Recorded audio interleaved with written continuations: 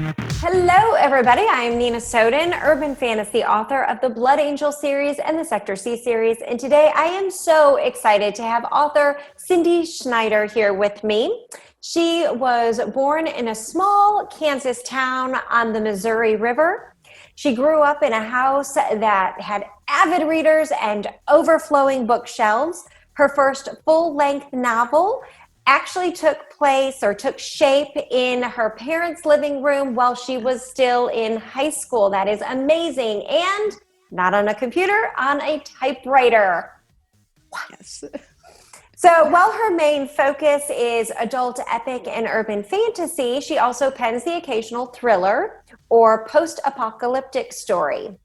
Though she has been writing all of her life, Magic Price, the first installment of the Crown of Stones Trilogy, was her first published novel.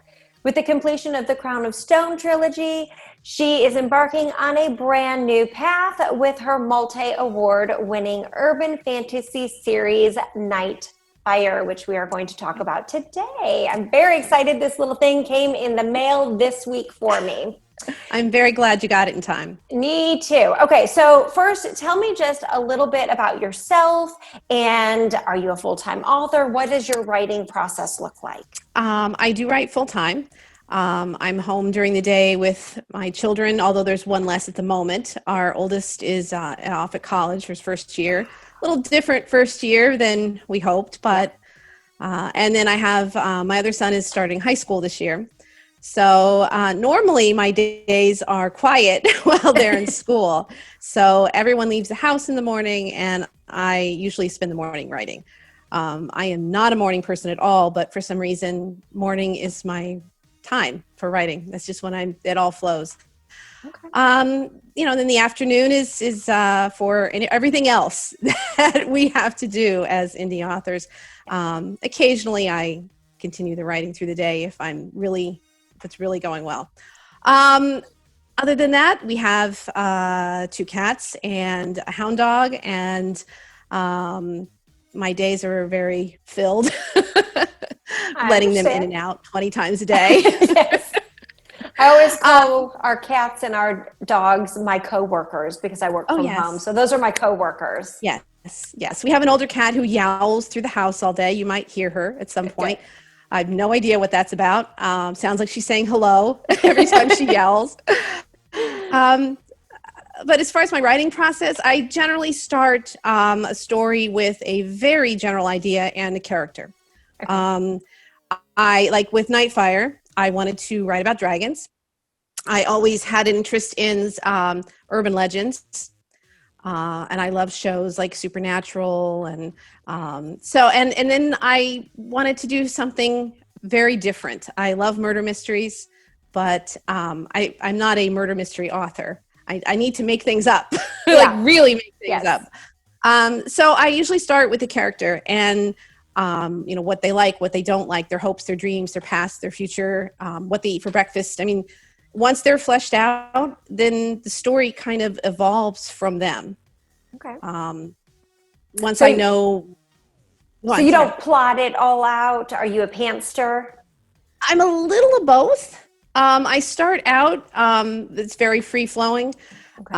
Like I said, once I know what the character wants, what they can do and can't do, their greatest fears, their greatest dreams, then I can start thinking what can I throw at them?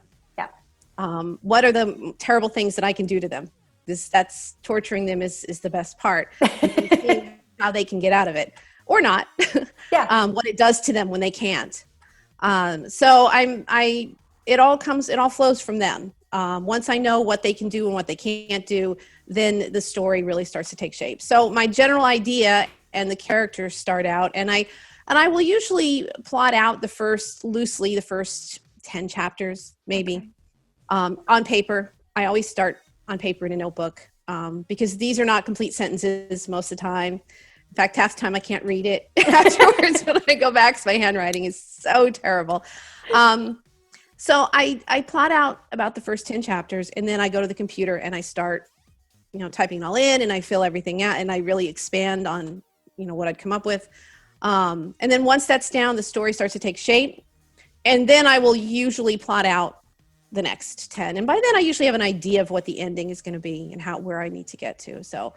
But a lot of times it changes so much because once the characters and the side characters and everyone, really comes together, they will direct the story. Yeah.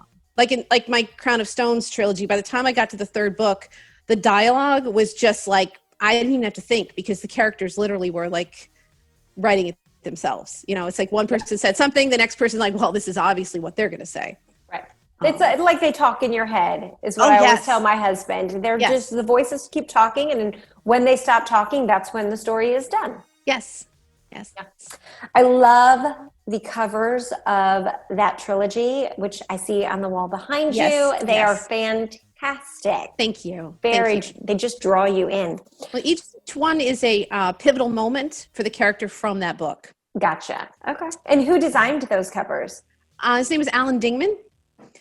He's actually, he's a very talented artist and cover designer.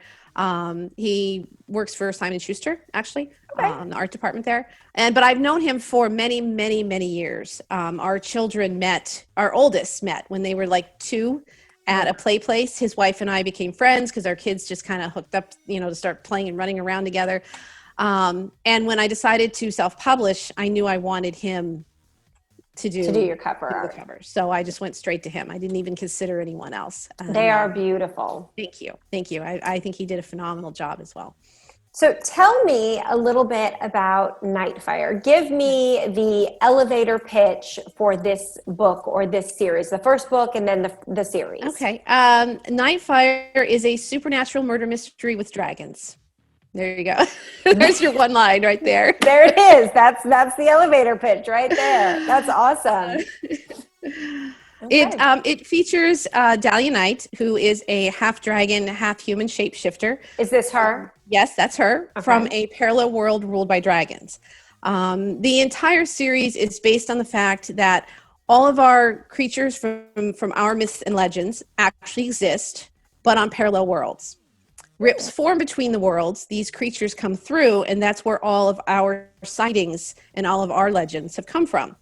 But they're not exactly the way you think, because within these linked worlds is the world of Dramera, which is ruled by the dragons, who are very old and very manipulative and have set up this ancient conspiracy, which has infiltrated many worlds to basically hide the fact that these worlds exist. Because what would humans do when they find out something like this exists and they don't understand it and they can't explain it? Dramera, the dragons, are very big on keeping their world pure as possible. Even though they can do whatever they like, they don't want anyone coming in. So they've set up this ancient, conspiracy, and they have all these cover-ups where anytime there is a sighting, they will twist the legend. So what you think about, Little Red Riding Hood or whatever, whatever the legend may be, mermaids or this or that, they have twisted it so you can't really know what's going on and where they've come from, but they have all come from one of these worlds. Interesting. Okay. So how long does it typically take you to go from concept to publication for one book? Normally it's about a year. This year has been a little different. There's been a lot going on for everyone, obviously, and it has really affected my writing schedule. And so unfortunately the 4th book has been delayed. But it generally takes about a year. So this one's not going to be a trilogy. This is just going to be a continued series. There will be 5 books in this series. 4 is the next one coming out, and then got one more after that. So, and how many books do you currently have published, like with all of your books? Well, I just put out a new novella on the Crown of Stones series. So 8 if you count the short story that I have out as well. Okay. So. And how long does it take you to do a novella? Well, the novella is interesting because I came up with the idea for it shortly after I finished the Crown of Stones trilogy. Okay. But then I also had Nite Fire in my head. So I started writing it and I put the novella aside. And then I kind of figured, let the trilogy simmer for a while because I wanted the novella, the first one, because it's a series. It will be a series of novellas once the series ends, then I have a standalone planned to kind of wrap up the whole universe a little bit. Okay. But I wanted the first novella to be almost like, yes, it will bring people into like a new adventure, but it will also be like revisiting all the characters that they may have loved from the trilogy and some of the events. So I didn't want it to come too soon. Gotcha. No, that makes sense. So I set it aside, for a while, and then finally it, crept into my head again, and I'm like, okay, let's get this done. So I guess it definitely took a lot, it took less time. I'd say it was like, if you erase that time a few years ago when I started it, had about, 10,000 words down and then put it aside. I would say it was about 8 months, maybe 6, 8 months, but okay. I'm not a fast writer. I love to rewrite. And a lot of authors I've talked to don't like that part. They love the draft. I really love revisions. That's where the do too. Happens. I love massaging the sentences, making them sing, like a song. They need to have a rhythm, and so I can kind of get lost in that a little bit. And my editor's always like, "Well, you just put the damn thing out," because I love to just reshape and make it sing, and so. Yeah. It has to be perfect for you before you are ready. Yes. I want the paragraphs to all flow like a song. I completely understand that. So what's coming next? What are you going to release next, and when can we expect it? Oh boy. Well, I have the audiobook for Nite Fire 3 coming out, fingers crossed, within a week or two. Wow. Which I'm really excited about. I absolutely love my narrator for the Nite Fire series. She is just awesome. Wonderful person, and she just embodies the character so much that when I write now, I hear her voices in my head as the character. That's awesome. That is really cool. It is, because it really helps to set them apart for me. Yeah. It really does. So that's coming out really soon. I am also redoing the audiobook for the Crown of Stones. The first one is out, but I had to part ways with my original narrator, and I've now signed on with someone new who is fantastic, and he's working on redoing the first one, and then he's going to go straight through those. And do all of them. Yeah. Nite Fire 4 Slash and Burn is my next publication, and I have been trying desperately to get it out before the end of the year, but I am not 100% sure it's going to happen now. And I'm thinking holidays isn't the time anyway, so I may have that set up for the very beginning of January if I can't manage it before November. But I don't want to rush. It's quality over speed. Yes. I don't want to put something out I'm not 100% happy with. Yeah. So we'll see. I'm still not sure about that one. Then I have the next book in the novella series is coming out. I haven't even started that. I have a general idea. But it'll get there. It'll get there. I know those characters so well that that'll be an easy one to hopefully. Fingers crossed again. Why did I say that? Myself. Knock on wood. Some good wood really quick. Yes, I know. And then but I do want to kind of go straight into finishing up Nite Fire. I have so much enjoyed writing that series. It has been so much fun. But at the same time, now that I see the end is coming, I kind of want to get to there because I have like 14 other books in my head that I want to get out. So yeah, that's a good problem to have. It is. It is. That's always been my problem is too many ideas. Yes. Yeah. Yeah, I have a ongoing list of things that just keep popping into my head that I'm like, yes, that would be great. That's a good book. That's a good standalone. Yes. That's a good series. Yes. That problem I'm good with.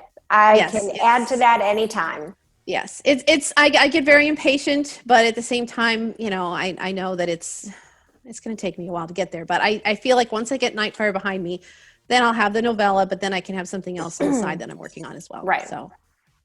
So what is the best advice you have ever received as an author? Well, definitely get out there. Which, as I've said before, is a little bit was hard for me in the beginning.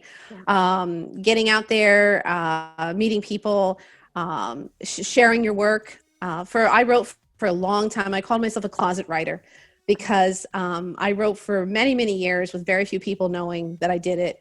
And I was always so afraid to share my work with anyone. I wasn't going to be good enough. They weren't going to like it. They were, it was really kind of crippling for a while. But getting out there, showing it, sharing it, getting the feedback, it changes everything. It really does. So you called yourself a closet writer. When was the first time you really considered yourself an author? Not soon enough, I can tell you that.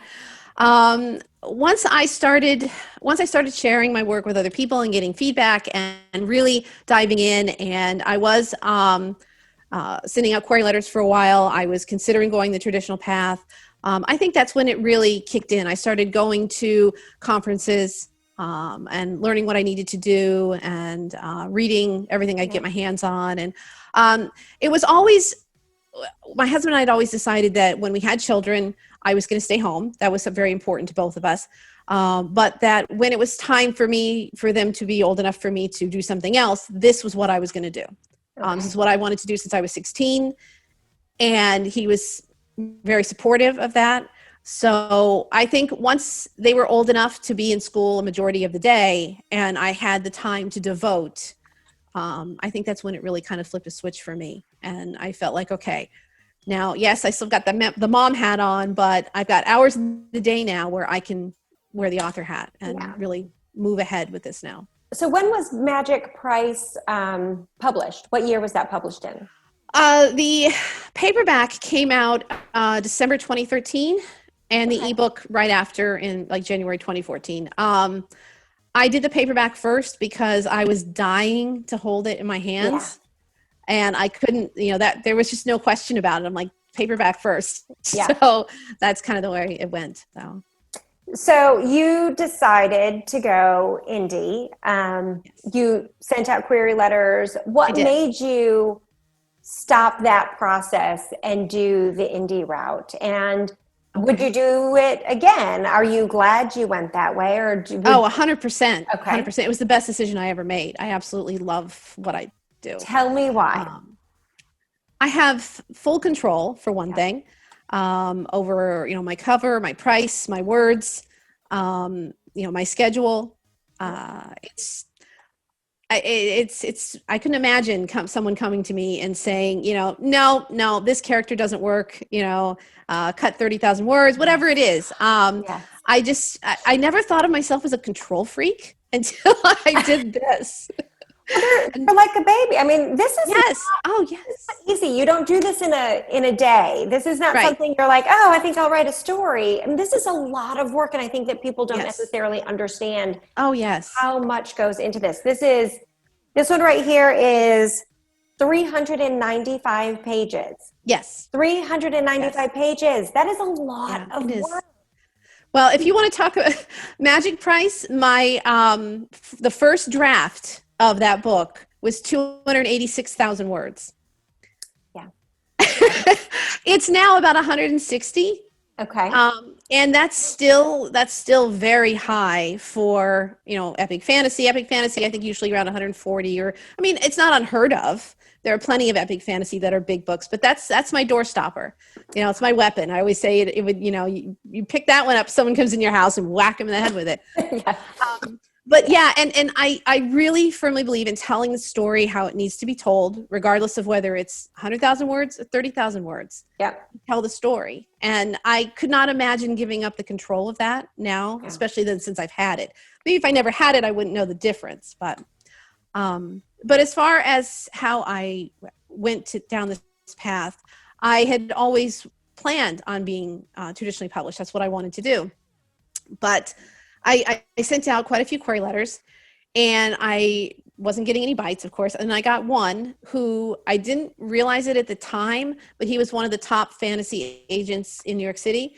And he actually gave me a personal response. Wow. And I was stunned, because there were some that were just, the little postcards you get back that, no, thanks. You suck. Standardized letters that, they just kind of typed in your name and shot it out. Yes. Yes. You run out to the mailbox and you're like, oh, yeah, okay. So he wrote me a personal letter that he basically loved the concept, but felt the writing wasn't quite up to what he needed in, the competitive market and all of this. But he gave me some ideas, and at first I was like kind of crushed because this was I hadn't gotten, nothing had happened, and then I get his letter, and it did just the opposite. It totally fueled me to go back and rewrite the whole thing. But before I did that, I went out and I got every book I could find on writing fantasy, and just writing in general, characters, emotions. And I just, for like a year, I just read and plotted and reworked.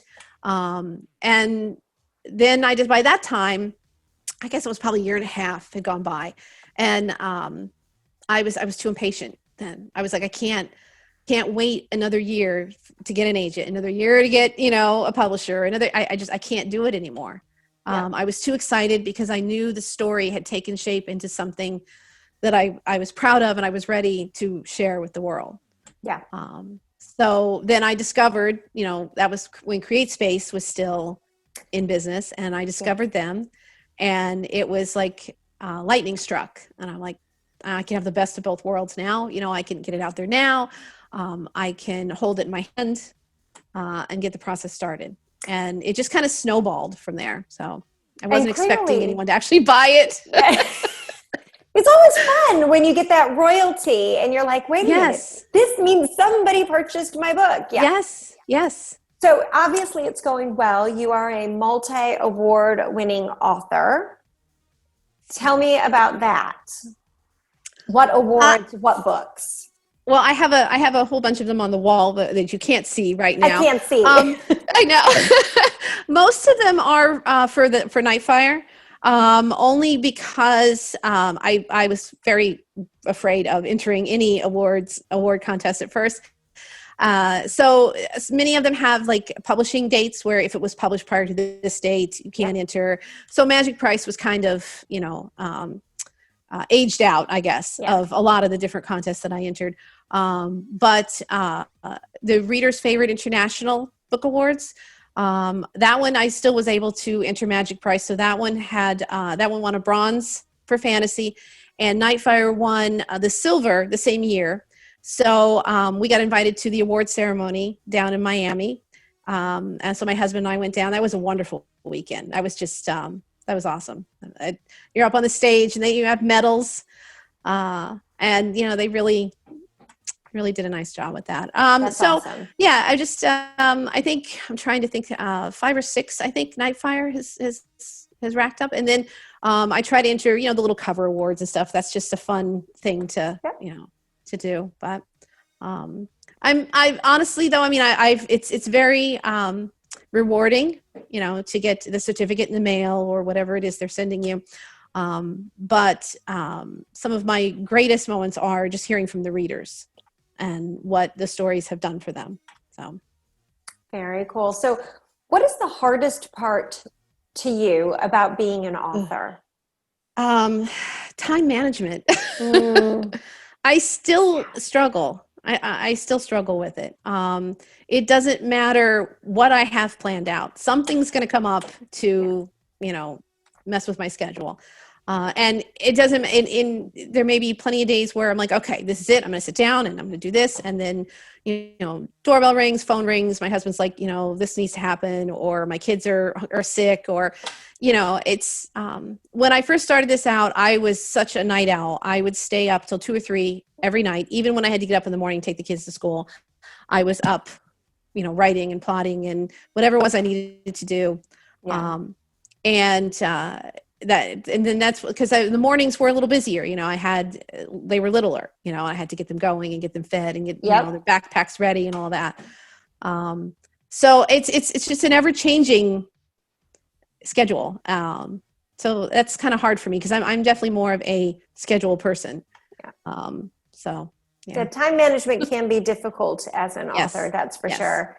I long for those days where I can say I'm a full-time author as opposed to just I do this in the nooks and crannies of my day. Yes. Well, in the same respect, I always feel guilty for saying that because I could not imagine working a full-time job and doing this at the level I do it now. So I struggle with it, but I don't know how anyone who works full-time does it. It amazes me. I So think that anyone with a passion for writing finds time. yes, I think that's true. Because even when they were little, I would write in 5-minute increments. Yes, I absolutely. literally would. And it actually really taught me how to fall in and out of the story very well. Yep. When I was younger, I used to think, oh, if I don't have 2 hours to sit down and write, what's the point? I'm just not going to do it today. But once I had children and I was still trying to create, I learned to, 5 minutes here on the laptop, run in, stir the spaghetti kind of thing, Yes. and it really taught me how quickly I can, get myself in and out of it, which I think was a great skill to learn. Yeah. So is there anything that we have not discussed that you want our viewers to know? Just, give my books a try. I write to make my readers feel, whether they are crying, whether they're angry, whether they hate my characters or love them, they're laughing, want to throw the book across the room. I'm okay with that too. Yeah. I really just want to take them on an adventure, a roller coaster ride, and hope they have fun. So I have one more question before we dive into the end of this interview, and that is, if you had to pick, which of your book babies is your favorite? Oh, that's so hard. It is so hard. I know. And I hate answering this question, which is why I'm giving it to you. Oh, great. Thank you. You're welcome. Well, Magic Price would be the easy answer because that was my dream. And I literally cried when I held it the first time in my hand. But I might have to say the last book in the trilogy, only because of what it meant to me to finally have all this come together. And finish it. So many years of work. And it was just an incredible feeling to know that I had taken these characters through this incredible, long, very long journey. And I actually managed to pull it all together. And I've had some reviews that have said this is just an amazing end to the trilogy and, best conclusion to an epic fantasy that ever read. And so, I really feel like I put so much into trying to give these characters that I loved, so, the ending they deserved, that I guess that would have to say that one really stuck with me. So. That's awesome. Okay, so I'd like to end all of my interviews with an honor to James Lipton, who did the Inside the Actors Studio questions, and I use his 10 questions, so I'm just going to advise you, don't think too much. This is... you're saying it to an overthinker. Okay, yes. All right. There is no wrong answer with these, okay? Just what comes to your mind, answer the question. So, what is your favorite word? Slither. It's got a great sound. It does. What is your least favorite word? Morning. Morning. I hate mornings.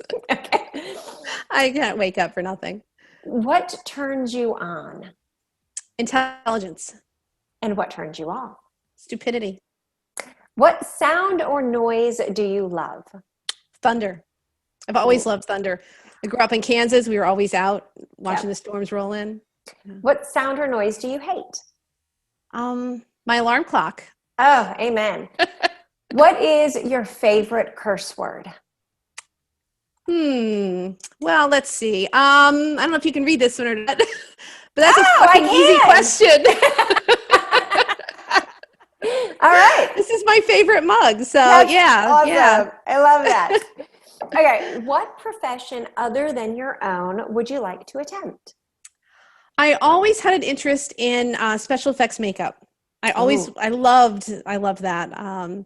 Making all the people into creatures and That's awesome. That'd be great. So did you watch that FX show? I did for a few years. Yes. I was very jealous. I'm like, oh, I would love to be doing that. So what profession would you not want to do?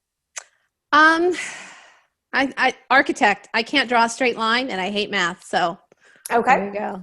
Last question. I suck at that. People's buildings would be falling down all the time. That'd be great. I'm sure you'd get hired really often. Yeah. All right. Last question. If heaven exists, what would you like to hear God say when you arrive at the pearly gates?